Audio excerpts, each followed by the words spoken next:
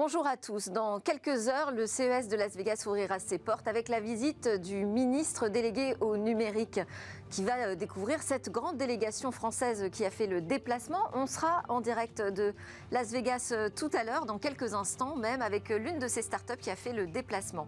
Et puis au menu du jour également, ce sera le débrief. On débattra, mes invités déjà installés en plateau, l'économiste Julien Pillot et le député Éric Bothorel débattront de 4 actualités qui agitent la tech en ce moment. Dans une deuxième partie, je proposerai de découvrir une innovation avec de la réalité virtuelle. C'est un dispositif médical qui permet de lutter contre les maladies chroniques. Et puis on terminera cette édition comme d'habitude avec notre séquence Où va le web. Mais d'abord, donc direction Las Vegas pour le CES 2023 qui s'apprête à ouvrir ses portes. C'est dans Smart Tech tout de suite.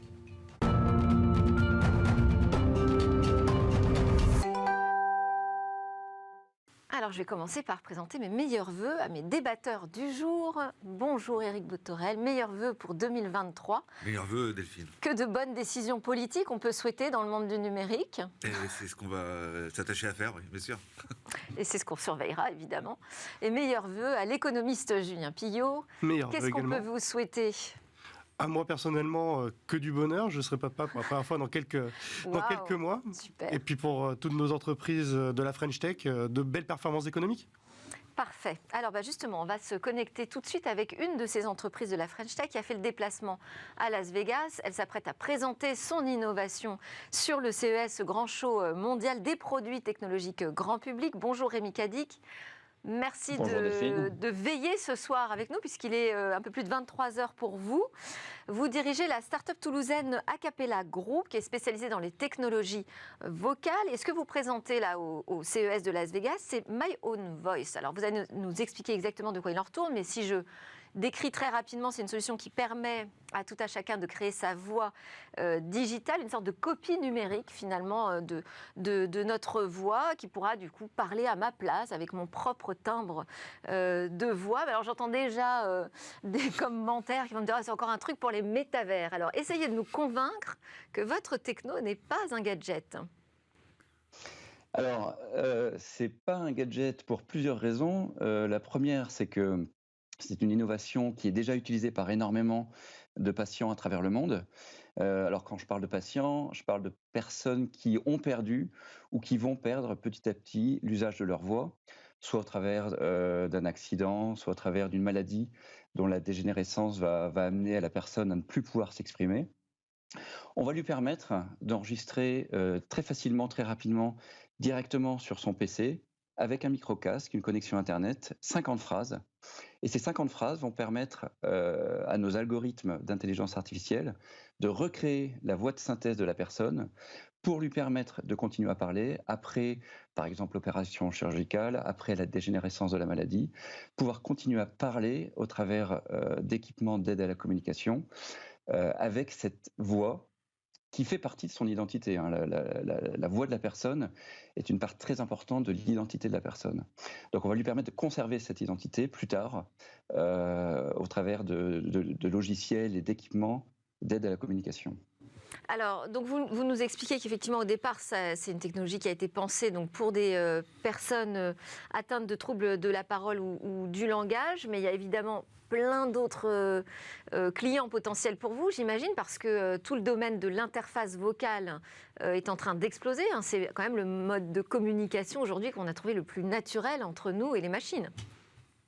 Tout à fait. Alors c'est effectivement un environnement et un milieu qui se développe très très vite. On parle de voice first, c'est-à-dire que la voix devient la principale interface de communication avec les objets. Comme vous le dites, c'est une interface qui est très naturelle. Donc on parle à des objets qui nous comprennent et les objets en retour nous parlent pour nous donner la réponse.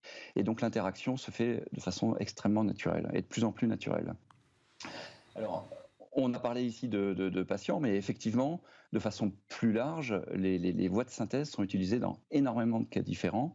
On peut évoquer par exemple des objets, des jouets. On peut évoquer des interactions téléphoniques maintenant qui se font de plus en plus de façon automatisée.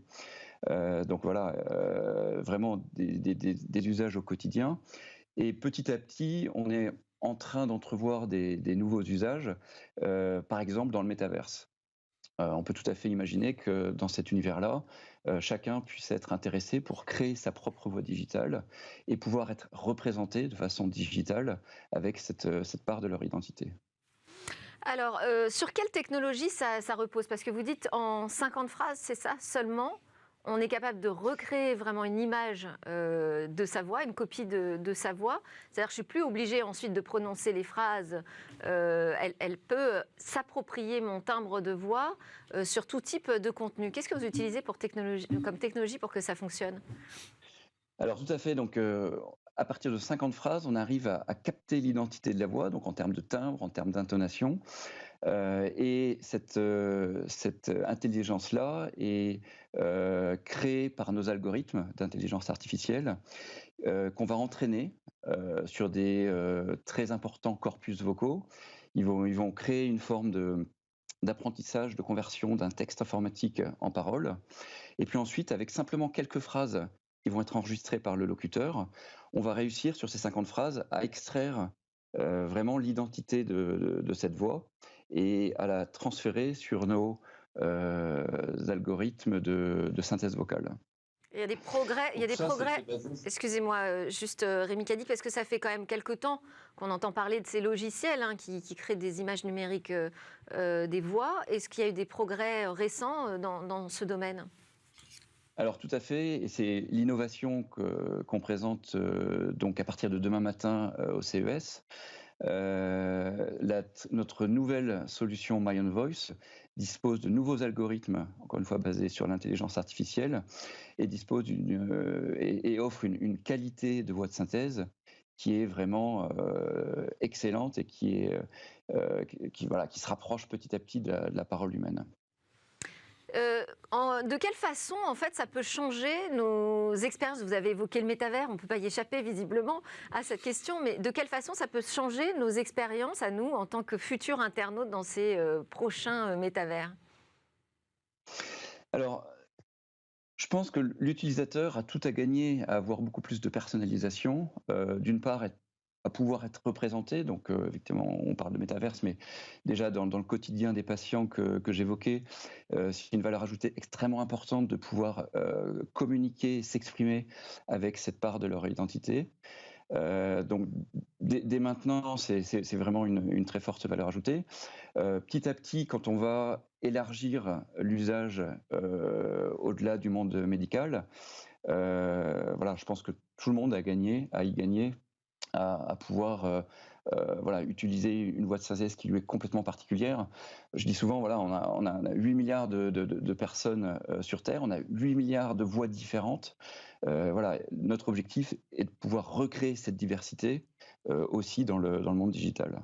Évidemment, ça va poser des questions éthiques aussi, hein, parce que de pouvoir diffuser nos voix, 8 milliards de voix qui vont être des copies de voix humaines, enfin, je sais pas, c'est... Ouais, je sais pas si ça pose des questions éthiques. D'abord, moi, je salue l'innovation qui est faite à Toulouse. Ça me rappelle des travaux qui avaient été faits à Lannion par l'entreprise Voxygène. Travaille à peu près sur les mêmes sujets. Et puis, ça permet de rendre hommage aussi à Monique, qui est la première voix naturelle Oui. synthétisée qui a été utilisée par la SNCF. Donc, avant de poser des débats sur le sujet éthique, voyons quels sont les cas d'usage qui Réjouissons-nous, permettent... c'est ça. C'est ça. C'est le début d'année, Delphine. D'accord, ok, très bien. Bon, enfin, je vais quand même poser la question à Rémi Cadic. Vous commencez à réfléchir quand même à ces questions éthiques, le cadre dans lequel on pourra utiliser ces voix? Alors, tout à fait. Alors, c'est effectivement une problématique qu'on adresse dès maintenant. Donc, on prend évidemment toutes les mesures nécessaires, à la fois d'un point de vue contractuel, d'un point de vue développement, d'un point de vue livraison, audit, sécurité, etc. C'est clairement voilà, un paramètre qui est pris en compte dès maintenant. Je dirais quand même que notre volonté est de donner à la voix de synthèse cette identité de la personne. On n'est pas sur un usage de création d'une voix qui va être tellement parfaite qu'on va plus vraiment pouvoir de la personne. Voilà, nous, on se base encore une fois sur 50 phrases. 50 phrases, ça prend 10 minutes. C'est extrêmement rapide. Clairement, nous, ce qu'on cherche, c'est simplement capter l'identité de la personne, mais on n'a pas pour ambition de recréer la voix qui va remplacer la personne encore à ce stade-là. On en reparlera donc peut-être dans quelques mois ou quelques années. Vous êtes capable de travailler sur des voix dans des langues différentes ou uniquement en français ? Alors, on a dans notre portefeuille de langues déjà plus de 30 langues développées, donc chez Acapela, notre portefeuille standard. Spécifiquement sur la solution My Own Voice, on a déjà une vingtaine de langues qui sont disponibles, dont le français évidemment, je dirais plus largement les langues nord-américaines et puis européennes. Voilà. Et les âges ? Parce qu'on parle pas de la même façon à 5 ans qu'à 70 ans. Alors, le positionnement de la solution My Own Voice est de recréer l'identité de la voix au moment de l'enregistrement. C'est-à-dire que si la personne qui enregistre, je ne sais pas, une quinzaine d'années, on va avoir la voix d'une personne une quinzaine d'années. Et puis, etc. Voilà. Et on a des patients qui ont une soixantaine d'années. Et notre objectif est vraiment d'essayer de répliquer au mieux la voix, mais on ne cherche pas à transformer la voix plus tard.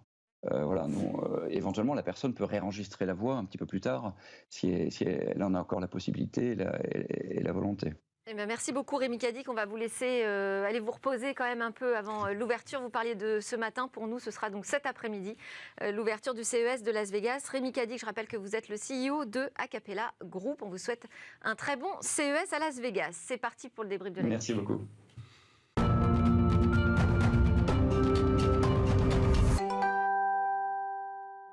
Alors, 4 actualités dont vont pouvoir débattre mes 2 commentateurs aujourd'hui. D'abord, le député Éric Bothorel, Renaissance de la circonscription Lannion-Paimpol. Rebonjour Éric. Bonjour.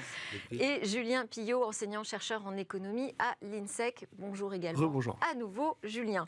On va commencer par notre première news au sujet de la consommation d'énergie du streaming avec la consultation publique lancée par l'Arcom, donc le régulateur de tous ces médias audiovisuels qui consomment évidemment énormément d'énergie. Alors, qu'en est-il de la manière dont on va pouvoir informer les consommateurs sur l'impact environnemental de ce streaming ? Eh bien, c'est là-dessus que doit plancher l'Arcom. C'est pas une mince affaire, mais c'est une obligation désormais. Hein. C'est une obligation née de la loi, la loi Rennes, dont la date d'application est au 1er janvier 2023, donc on y est. Ça y est. Ouais. Et effectivement, c'est une obligation légale. Et le travail qui va être fait via cette consultation publique consiste aussi, et c'était un des enjeux d'ailleurs, on l'a vu pendant les débats législatifs, de partager des référentiels. Le sujet, il est très sympathique sur le papier, hein, de pouvoir se dire on va avoir une influence par la bonne information des consommateurs sur la réduction de la consommation de la bande passante, puisqu'on sait que l'empreinte du numérique en général, toute chose égale par ailleurs, les terminaux et ceci et cela, ça pèse. Et donc il faut pouvoir avoir des actions qui soient des actions, j'allais dire, de sobriété ici aussi. Mais une fois qu'on a dit ça, il faut quand même s'accorder sur des métriques, sur des éléments, des indicateurs et des référentiels qui soient solides, robustes, partageables et partagés avec l'ensemble des acteurs. C'est un peu l'enjeu des éléments de consultation qui ont été lancés au mois de décembre dernier. Est-ce que ça changera, est-ce que ça peut changer quelque chose d'informer le public sur l'équivalent gaz à effet de serre, coût énergétique de la vidéo qu'il est en train de regarder en streaming ? Alors, ça peut changer 2-3 petites choses, mais ça ne fera pas tout le travail. Il ne faut pas se leurrer. Moi, je conseillerais à l'Arcom de se pencher sur les travaux scientifiques qui ont été menés récemment, notamment par un collectif de chercheurs pluridisciplinaires américains du côté de l'Université du Michigan, qui a justement essayé de comprendre quel est l'impact environnemental et énergétique de la dématérialisation des films, des séries et donc du streaming finalement. Et ils se sont rendus compte qu'effectivement, un objet dématérialisé, que ce soit un film ou une série, est beaucoup plus vertueux sur le plan énergétique ou environnemental que son équivalent physique. Le problème vient de la surconsommation de ces films et de ces séries. Et cette surconsommation, elle ne vient pas de nulle part, en fait. Elle est permise par des technologies qui, aujourd'hui, visent l'illimité, qui les rendent très, très accessibles aussi, mais aussi par des business models qui sont menés par des entreprises qui ont tout intérêt à vous garder captif le plus longtemps possible. Parce que quand vous regardez Netflix, vous ne regardez pas Disney+, quoi. Donc, tant qu'on n'aura pas une réflexion d'ensemble à la fois sur l'impact réel de la surconsommation de certains produits numériques et services numériques et en même temps sur la viabilité environnementale et écologique de certains business models qui sont l'apanage des offreurs, on passera peut-être à côté de l'essentiel. Ah oui. Donc c'est toute la question de quel sera l'impact, non pas environnemental, mais l'impact sociétal d'une telle mesure. Mais il faut, je pense qu'on sera d'accord là-dessus, il faut jouer sur l'ensemble des leviers qui sont disponibles. L'idée qu'il puisse y avoir une régulation en hard, finalement, la plus dure possible, qui dirait, voilà, on limite, on altérerait d'ailleurs une partie de la neutralité du net pour les plus puristes. Mais on sait bien que ce sera difficile de mettre en œuvre. Moi, je crois aussi, en partie, à la responsabilisation des acteurs. Et après tout, on le voit dans les outils qui nous accompagnent aujourd'hui au travers de nos smartphones. On est attiré de temps en temps par un certain nombre d'indicateurs qui vous disent, voilà, votre consommation, toutes choses égales par ailleurs, quelles que soient les applications mobilisées, a été de tant d'heures cette semaine, etc. Voilà. Et je crois que on ne peut pas prendre les consommateurs pour ce qu'ils ne sont pas. Et ils sont suffisamment à se plaindre qu'il y a des choses à faire en la matière. Bah, écoutez, leur envoyer l'idée qu'il y a une part qui leur revient, fut-elle marginale. J'y crois pas trop. Je crois vraiment que si on n'est pas obligé de télécharger ces vidéos toujours en 4K, quelle influence ça aura à la fin. En définitive, c'est toute la chaîne. Et vous avez raison de rappeler que quand on regarde Netflix, on ne regarde pas Disney, mais quand on regarde Netflix et qu'on reste sur Netflix, on ne va surtout pas dans la salle de cinéma. C'est surtout ça l'enjeu. C'est moins, comment dire, en vase communicant qu'il faut voir les choses. Enfin, on va plus facilement accumuler des vidéos sur une plateforme de streaming que se rendre dans des salles de cinéma. Oui, mais vous savez, on est sur l'immatérialité des choses. C'est une banalité que de le dire. Et donc, rappeler avec des éléments tangibles qui soient compris par le grand public de ce que cela signifie, de la consommation qu'on est en train de faire de tel ou tel film sur tel ou tel device ou périphérique. Écoutez, moi, je crois Alors, en plus, ça prendra la qualité d'affichage du film qui sera proposé, le type d'accès aussi. Est-ce qu'on sera en Wi-Fi ou est-ce qu'on sera sur un réseau fixe? Donc, c'est vrai. Alors, en revanche, je souhaite bon courage à ceux qui vont devoir appliquer quand même ces règles d'information, parce que ça va être très complexe, a priori. Hein. Mais c'est tout l'enjeu de la définition des... Est-ce que là, parce que là, il y a aussi un enjeu économique. Hein. Est-ce qu'on n'aura pas juste les grandes plateformes qui vont être capables de se plier à ces nouvelles règles? Et encore qu'on aurait tort de regarder le streaming pour, quelque part, quelque chose qui se suffit à lui-même. Le streaming n'est qu'une partie d'un bien système qui incorpore beaucoup d'autres choses, qui incorpore évidemment les réseaux, qui incorpore également les home cinéma, mais aussi les télévisions qui sont de plus en plus connectées et qui sont de plus en plus 4K natives aujourd'hui. Donc, regarder uniquement l'impact du streaming sans regarder finalement l'intégralité des impacts économiques, écologiques et environnementaux de l'ensemble du système derrière, à mon sens, ce serait souffrir d'une certaine myopie en fait. Et puis alors pour l'Arcom, là, il y a quand même beaucoup de travail en 2023. Donc il y a ce dossier-là, il y aura toutes les applications des nouveaux règlements européens. Oui. Écoutez, oui. Normal. Gros chantier. Bon, mais non, mais ce que je veux dire, c'est que peut-être on s'y prend un petit peu tard sur la loi Rennes, parce qu'elle date pas d'aujourd'hui. Elle est en application là dès le 1er janvier 2023, et on est seulement en train de se mettre au point sur les consultations. Oui, sauf que encore une fois, on a progressé, il me semble, et c'est le lot d'un certain nombre d'associations, organisations qui ont travaillé, le Shift Project, Green IT et d'autres, qui ont permis de matérialiser ce qui était un objet qui était difficile à cerner. Quand on dit l'empreinte numérique, l'empreinte environnementale du numérique, on dit tout et on dit rien. Donc il a fallu rentrer dans le détail d'un certain nombre de choses. Et encore une fois, le sujet n'est pas totalement épuisé, on le voit, et nécessité est faite de se tourner vers les acteurs, l'Arcom, l'Arcep, l'ADEME, etc., pour définir ce que sont les bons indicateurs. Sinon, on passe à côté du sujet et on fait des choses qui sont ni applicables ni appliquées. Allez, deuxième news pour nous, ce sera ce lobbying des GAFAM en France avec l'Observatoire des multinationales qui dénonce une toile d'influence tissée par ces big tech en France. On est quand même x3 sur les dépenses en lobbying de ces GAFAM entre 2017 et 2021. J'imagine que vous allez me dire que ce n'est pas forcément une surprise, Julien. Non, effectivement. Déjà, il faut se féliciter d'avoir rendu ces dépenses en lobbying publique et donc transparente. Donc je pense que là-dessus, on a beaucoup progressé, que ce soit au niveau de l'Union européenne ou au niveau français. Ce ne sera pas une surprise non plus, dans la mesure où la France est très attractive pour les entreprises numériques. On bénéficie aussi de l'attractivité de notre crédit impôt recherche qui pousse à localiser beaucoup d'activités de recherche fondamentale sur le territoire français.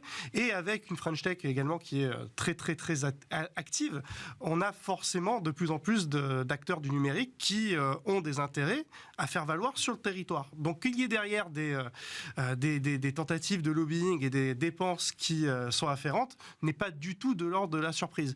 Il n'en demeure pas moins que malgré l'influence qu'on veut bien porter à ces entreprises-là, ça n'a pas empêché la France d'être tête de gondole en matière de promotion du RGPD, en matière de promotion du DSA et du DMA, ou en matière tout simplement de promotion de la taxe GAFAM. Donc moi, je regarde ça plutôt d'un œil distant. Je vais juste préciser, donc, on parle de 4 millions d'euros dépensés en 2021. Ce serait une activité de lobbying digne des plus actifs dans le CAC 40 en France, avec Amazon qui est champion de l'augmentation des dépenses, Google, lui, qui est champion en termes de montant, et puis Apple, finalement, qui est très loin derrière. Est-ce que ça vous inquiète, vous, cette influence qu'essayent de jouer les big tech auprès des politiques ? Je crois que tout a été dit tout à l'heure. La question de l'indépendance de la décision politique, elle est d'abord de la responsabilité de ceux qui prennent les décisions. Quels que soient les moyens qui sont consacrés à un cadre légal et transparent désormais, en tout cas de plus en plus transparent, et c'est le cas à l'Assemblée avec la déclaration d'intérêt de celles de ceux qui œuvrent ou qui cherchent à œuvrer en termes d'influence ou de conseil, appelons ça comme on veut, parce que le terme de lobby recouvre bien des réalités. Écoutez, parce que notre capacité à légiférer sur un certain nombre de sujets n'est pas, j'allais dire, dans le sens que souhaiteraient certains de ces acteurs. C'est pour ça qu'il redouble d'efforts. Elle a été réaffirmée ces derniers mois. Vous avez pris la liste, effectivement, enfin l'influence de la France sur l'écriture du DSA et du DMA, mais effectivement, le travail engagé très tôt en 2017 sur la taxation des entreprises du numérique et qui a trouvé des concrétisations encore récentes au niveau national et au niveau européen.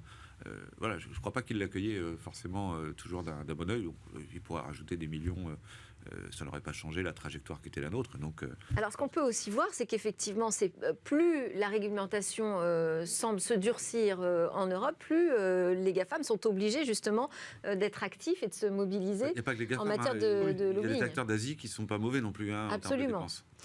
Après, il y a la question quand même des recrutements, parce que ça aussi, c'est précisé dans ce document, des recrutements de hauts fonctionnaires, donc qui connaissent très bien les arcanes des ministères et qui se retrouvent à des postes affaires publiques ou équivalents chez ces big tech. Est-ce qu'il faudrait qu'on mette une frontière entre les deux Est-ce qu'on peut agir là-dessus, d'ailleurs ?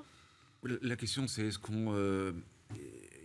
D'abord, nous, depuis 2017, au niveau de l'Assemblée nationale en particulier, et celles et ceux qui ont été défaits aux élections de 2022 découvrent à quel point il est difficile de se reconvertir aujourd'hui. Ouais. Et on a durci les choses.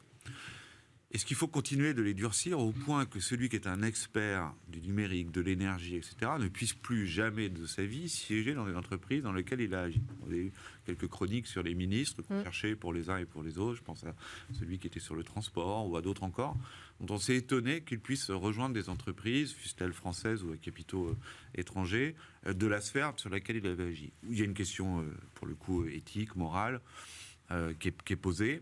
Mais d'un autre côté, si on veut que le personnel politique soit aussi le fruit de celles et ceux qui consacrent une partie de leur vie et pas toute leur vie à la chose publique, il faut pouvoir accepter que, en définitive, les endroits où on a de l'expertise, avant de venir à la politique, en quittant la politique, soient des endroits dans lesquels je puisse m'exprimer. Et il faut évidemment encadrer les choses pour éviter qu'on ait des situations où on prend des décisions qui sont très favorables aux entreprises qui vous recrutent ensuite. C'est un vrai sujet qui est posé. Mais en tant que tel, aller plus loin encore, pour ne pas permettre à celui qui a été... je prends le cas de certains qui sont agriculteurs, pour être très loin de la tech, agriculteurs qui ont travaillé sur des lois Egalim. Vous leur interdisez de rejoindre une organisation qui travaille sur l'alimentaire, et vous lui dites non, c'est l'heure de la reconversion et passer à toute autre chose. Donc il faut trouver des équilibres qui soient à la fois la possibilité qu'ont les entreprises d'avoir des gens qui ont de l'expertise, et pas uniquement sur la tech, mais aussi sur l'articulation, sur la fabrication de la loi, etc., parce que tout ça est précieux. Donc il me semble qu'aujourd'hui, en France en tout cas, on a la vigilance nécessaire, selon vous ? On a la vigilance nécessaire. Et l'arsenal juridique pour pouvoir contrer certains conflits d'intérêts a posteriori. Alors, on enchaîne très vite avec ces 830 millions d'euros, plus de 830 millions d'euros d'ailleurs, payés en 2022 pour violation du RGPD. Donc on voit quand même qu'il se passe des choses en matière d'application de ce règlement sur la protection des données personnelles.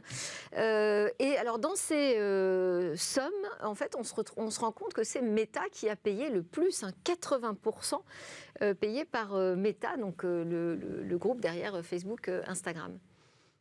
Julien. Effectivement, bon, Meta, Meta vit des heures compliquées, non vit des heures très compliquées, mais pas uniquement pour des raisons de conformité au RGPD, mais que Meta ait à rendre des comptes vu la réalité de son business et la façon dont il peut avoir accès à des données très intrusives, que ce soit par Facebook ou par Instagram, ne devrait pas nous surprendre. Moi, ce qui m'a plus intéressé dans l'information qui a été rendue publique, c'est le montant global. 800 et quelques millions, c'est beaucoup, mais c'est moins que la somme qui a été collectée pour les mêmes motifs de non-conformité au RGPD en 2021, qui se montait à 1300 millions, si ma mémoire est bonne. Donc c'est près de 35% de moins. Alors il y a deux façons de voir la chose. Soit on a plus de mal à détecter les violations et les infractions au RGPD, soit on a au contraire des entreprises qui se mettent de mieux en mieux en conformité avec ce règlement. Un commentaire, Eric Boterel? La CNIL fait un excellent travail en France, l'autorité de contrôle de la mise en œuvre. Troisième pays en matière de sanctions, je crois, sur le RGPD. Et c'est pas fini, si vous prenez le régime des sanctions qui naissent des futurs textes européens, on est sur des classes qui touchent le chiffre d'affaires d'une entreprise. On est plus tout à fait dans la même catégorie. Donc je pense que celles et ceux qui se sont finalement... c'est ceux qui se sont confrontés au risque de pénalité né de la non-application d'un certain nombre de dispositions du RGPD et qui vivent aujourd'hui, que ce soit 1,3 milliard ou 800 millions, sont tout à fait préparés à l'idée qu'on sera intransigeant demain au niveau européen. Je dis ça par rapport à certains qui viennent d'acquérir des réseaux sociaux et pas des moindres. S'ils imaginent qu'ils vont pouvoir faire ce qu'ils veulent sans respecter un certain nombre de règlements européens, écoutez... Le chiffre de 800 millions, c'est l'entrée. Le plat et le dessert, c'est après. C'est le ticket d'entrée. Voilà. Hier encore, donc, une annonce de 390 millions d'euros d'amende pour Meta pour ses traitements de données personnelles à des fins publicitaires. Je peux rajouter aussi à ça les indemnités qui seront payées dans le cadre du scandale Cambridge Analytica, là encore par la maison Meta, 725 millions de dollars. Bon. Quand on dit que c'est compliqué en ce moment pour Mark Zuckerberg, ça pourrait aller jusqu'où cette complication ? Oula, là, on s'engage dans une très très longue discussion. Il faudrait aller jusqu'à décrypter la stratégie de long terme de Meta et faire des paris sur la capacité de Meta à rebondir, notamment à travers l'économie du métaverse. Mais pour rester vraiment sur la question des amendes qui ont été infligées à Meta récemment, bon, déjà d'une part, Meta est quand même une entreprise qui, malgré toutes les difficultés actuelles qu'on lui prête, est une entreprise qui est extrêmement rentable. Qui, lors de mauvais trimestres, arrive quand même à faire des 44 milliards de bénéfices nets après impôts. Et puis, on peut penser aussi que les éventuelles amendes qui pourraient lui être infligées sont provisionnées de longue date.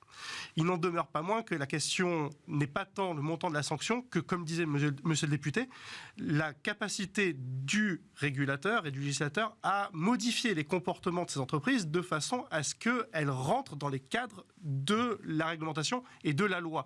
Et en ce sens-là, moi j'ai plutôt l'impression effectivement que derrière la pédagogie et les premières sanctions qui commencent à tomber un petit peu partout en Europe, il y a aussi une compréhension de plus en plus manifeste de la part de ces entreprises-là des responsabilités qui sont les leurs en matière tout simplement de sécurisation des données personnelles, mais aussi de surveillance de ce qui se passe sur leur plateforme numérique.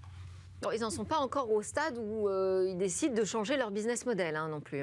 Bon, une prise de conscience. Parce qu'on leur demande. Oui, mais enfin, c'est quand même la base du problème, non ? Pas uniquement. Enfin, je crois pas que. D'abord, leurs business models sont tous différents, entre Amazon d'un côté, Apple de l'autre, etc. Enfin, il y en a qui sont sur les régies publicitaires exclusivement, d'autres sur des sujets tout à fait différents. Le seul point commun et le plus grand adversaire, là où il se livre le combat, c'est le combat du premier clic. C'est comment je capte un certain nombre d'utilisateurs pour les laisser dans mon environnement, de sorte qu'ils consomment à la fois du bien culturel, de loisirs, d'audiovisuel, mais aussi du transport en réservant en ligne telle ou telle chose. Ce qui se livre comme combat, c'est le point d'entrée pour rentrer dans un environnement dans lequel on va tenter de les garder. Oui, voilà. Ensuite, derrière, les business models sont radicalement différents entre les uns et les autres. Non, mais je parlais pour Meta. En l'occurrence, l'ensemble de ces réseaux sociaux repose sur cette volonté de tracer les utilisateurs, de pouvoir davantage les cibler pour des campagnes publicitaires ou d'influence même politique. On a Twitter qui annonce le retour des publicités politiques, par exemple. Bon, on ne va pas faire ce débat maintenant, on n'a pas le temps. On va enchaîner avec ce que vous attendez, vous, de ce CES 2023. On commence par vous, Eric. D'abord, je ne m'y rendrai pas alors que je m'étais rendu aux précédentes sessions et j'avais fait une courte pause liée à la Covid.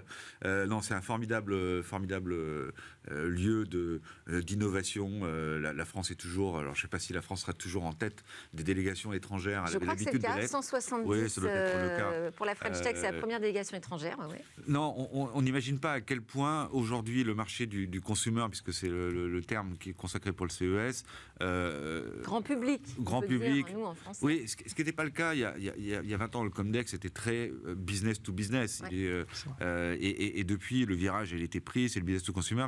Et le sujet des innovations à destination des consommateurs qui structurent le marché industriel, c'est vraiment un fait marquant des modifications qui ont été à l'œuvre depuis les années 90 sur le sujet du numérique.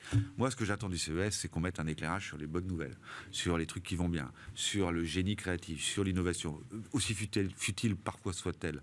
Parce qu'on vient de quitter une année où, entre les cyberattaques, le truc est très anxiogène autour de la tech. Les levées de fonds qui sont moins au rendez-vous etc.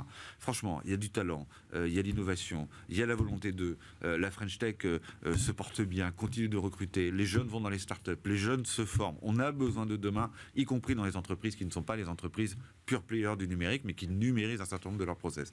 Ce que j'attends du CES, c'est qu'ils participent, comme d'autres, finalement, à apporter un éclairage un peu réjouissant en ce début d'année, plutôt que de sombrer et de continuer de sombrer dans une forme de morosité, de critique et finalement de déclassement en se disant c'était mieux avant. Voilà. Non, ce sera mieux après. On espère, tous nos voeux pour ça. Julien, ce que vous attendez de ce CES 2023 ? Vous vous adressez aux geeks ou à l'économiste ? Non, parce que les geeks sont très intéressés par les écrans étirables qui vont être présentés par une grande marque de la tech dans quelques heures. Mais non, pour rester plus sérieux, évidemment, j'ai rien à ajouter aux propos de monsieur le député. J'ajouterais peut-être une petite chose, c'est la tech for good, en fait. Moi, c'est peut-être ça, mon souhait pour 2023, c'est que ce CES nous permette de découvrir de nouvelles solutions technologiques, portées peut-être par des startups qui, jusqu'à présent, étaient incubées de façon un peu moins sous le feu des projecteurs, et qui arrivent avec des solutions qui prennent à bras-le-corps, en fait, les problématiques environnementales, les problématiques sociales et sociétales, et qui, finalement, participent du réenchantement de la tech dans un sens d'intérêt général et de préservation des communs, parce que ces dernières années, j'ai plutôt le sentiment que ce sont plutôt des solutions qui ont été présentées qui avaient pour objectif de flatter les marchés, et notamment les marchés financiers. Moi, ce que je voudrais demain, c'est qu'on se recentre un petit peu sur l'essentiel, mettre la technologie au service de l'humain, au service de la société, et avec une connaissance bien plus profonde et approfondie de l'impact environnemental et énergétique de ces technologies-là. Parce qu'encore une fois, des casseroles connectées, c'est bien sympa, mais ça reste du gadget. En revanche, mettre la technologie pour pouvoir vraiment porter à bras-le-corps nos problématiques de gestion, de flux, que ce soit de données, de personnes, de marchandises, c'est peut-être ce qui fera la différence dans une optique finalement de transition écologique et environnementale. Face à ces enjeux gigantesques qui nous attendent, on a besoin de nouvelles intelligences, ça c'est certain, et de mobilisation. Vous vouliez commenter deux petites autres actualités, Julien, mais très rapidement. Alors, peut-être une seule, alors, dans ce cas. Oui, il y a une espèce c'est plus raisonnable. Voilà, il y a quelque chose qui m'a frappé, c'est au lendemain des fêtes de fin d'année, l'application la plus téléchargée sur les magasins d'applications, ça a été l'application Oculus. Oculus, bon, c'est le casque de réalité virtuelle de Meta, ex-Facebook. Et il y avait une espèce de petite musique lancinante, là, ces derniers mois, en disant le métavers, c'est des promesses en l'air, c'est quelque chose qui ne marchera jamais, etc. Bon, ben là, on a un petit signal faible, qu'il ne faut pas surinterpréter, évidemment, mais qui laisse à penser que les casques Oculus se sont très très bien vendus pendant les fêtes et que s'il devait y avoir une économie, ce serait peut-être une bonne clé d'entrée en fait, ces clés de réalité virtuelle, à la fois pour les métavers de Meta, mais également pour toutes les applications industrielles, mais aussi ludiques qui peuvent en découler. C'est super, je trouve super optimistes tous les deux aujourd'hui. Merci beaucoup. Julien Pillot, économiste, Éric Bothorel, député Renaissance. On se retrouve juste après la pause. Justement, on va découvrir encore une nouvelle innovation qui utilise la réalité virtuelle pour lutter contre les maladies chroniques, les douleurs chroniques.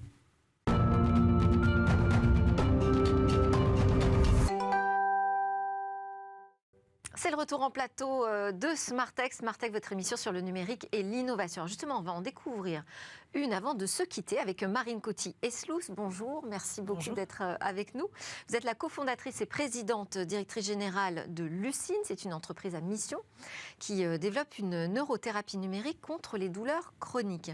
Alors, je vais préciser que vous-même, vous souffrez depuis petite de douleurs chroniques et vous avez décidé en 2012 justement de lancer un projet de recherche sur ces mécanismes de la douleur pour mieux comprendre le phénomène. Et de là est née en 2017 votre entreprise Lucine. Elle propose donc une solution numérique qui est capable de mesurer, d'analyser et de soulager la douleur chronique. Soulager, ça ne veut pas dire faire disparaître. Non, ça ne veut pas dire faire disparaître, ça veut dire, comme un antidouleur, réussir à faire en sorte de diminuer la sensation douloureuse du patient ou de la patiente. On ne peut pas totalement faire disparaître une douleur chronique. Non, on ne peut pas faire disparaître totalement une douleur chronique, et heureusement, parce que la douleur a une action biologique et physiologique très importante. C'est un signal d'alarme incroyable que nous a offert notre corps, et donc il faut absolument le conserver, le préserver. Et alors, la différence avec un antidouleur classique, justement? Alors, un antidouleur classique, déjà, c'est une molécule chimique que le corps doit pouvoir absorber, doit pouvoir digérer ensuite par la suite, qui va pouvoir avoir une certaine efficacité, mais pour une grande majorité d'entre eux, va avoir énormément d'effets secondaires. Alors, plus ou moins graves, ça peut aller malheureusement jusqu'à des décès en cas de surdose, ce qu'on va appeler la crise des opioïdes, notamment aux États-Unis. Oui. Versus des solutions numériques qui vont pouvoir effectivement répondre aux mêmes enjeux que les antidouleurs, à savoir réduire la douleur en 30 minutes, d'au moins 30% sur une période de 4 heures, mais avec un énorme avantage, c'est justement l'absence d'effets secondaires. Aucun effet secondaire. Le dispositif, c'est un dispositif médical. Tout à fait. Il s'appelle Endocare et il repose sur la réalité virtuelle. Expliquez-nous comment ça fonctionne. Alors effectivement, c'est l'usage de plusieurs stimulations extérieures. On va utiliser la réalité virtuelle, on va utiliser également des fréquences sonores très particulières et des fréquences visuelles qui vont avoir une action sur nos neurotransmetteurs, donc notre petite chimie du cerveau, pour nous permettre de réduire la douleur du coup sur au moins 4 heures. C'est le principe de la sophrologie ? Alors, on n'est pas sur une thérapie dite complémentaire, on est vraiment sur l'usage de fréquences. Donc, voilà, c'est un peu difficile de les mimer ici, mais ça va faire des sons très, très spécifiques qui vraiment ont une action chimique mesurable, quantifiable sur l'organisme. Et c'est d'ailleurs la raison pour laquelle c'est considéré comme un dispositif médical et sur lequel on fait des études cliniques équivalentes à ce qu'on peut retrouver dans le monde de la pharmacologie. Donc, c'est issu de travaux de recherche et de nouvelles technologies. Tout à fait. Est-ce que, comment vous voyez les choses évoluer? Parce que l'entreprise donc, a démarré en 2017, on en est où en 2023 maintenant, et vous vous tournez vers quoi?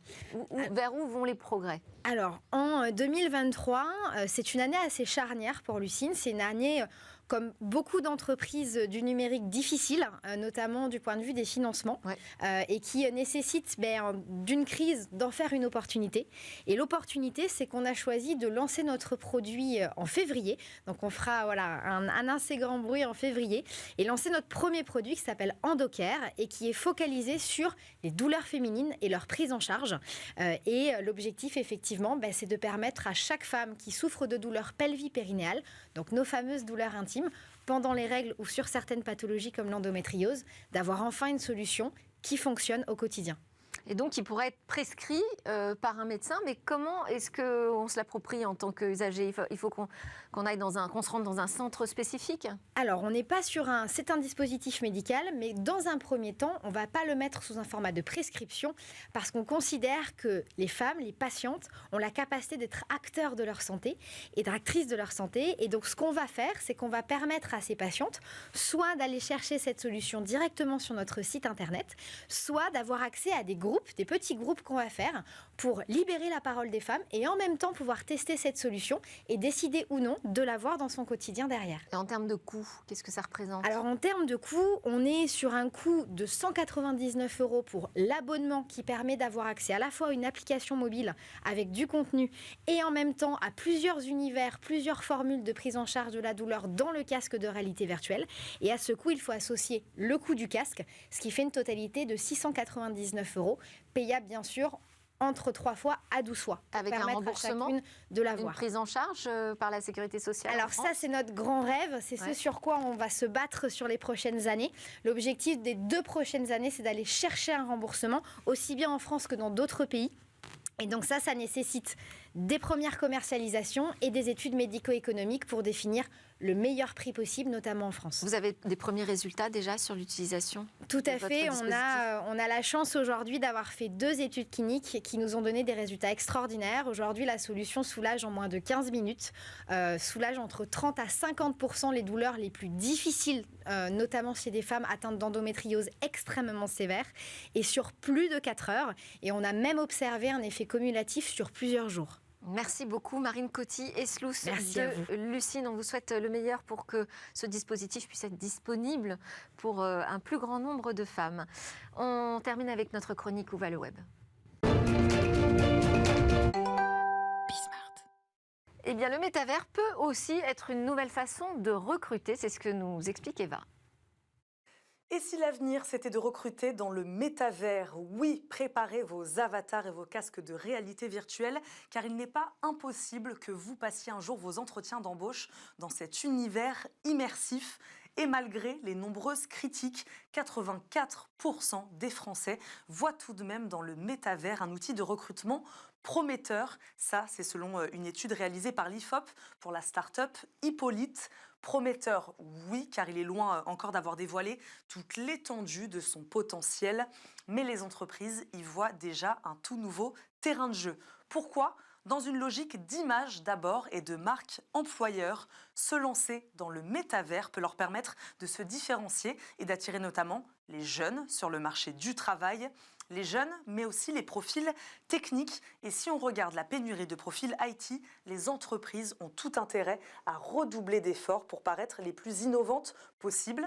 C'est d'ailleurs ce qu'a fait Carrefour pour son opération de recrutement de 3000 data scientists et data analysts. Eh bien, il a loué une parcelle dans un métavers corporate, alors qu'avant, il aurait peut-être loué des stands au salon d'exposition de la Porte de Versailles.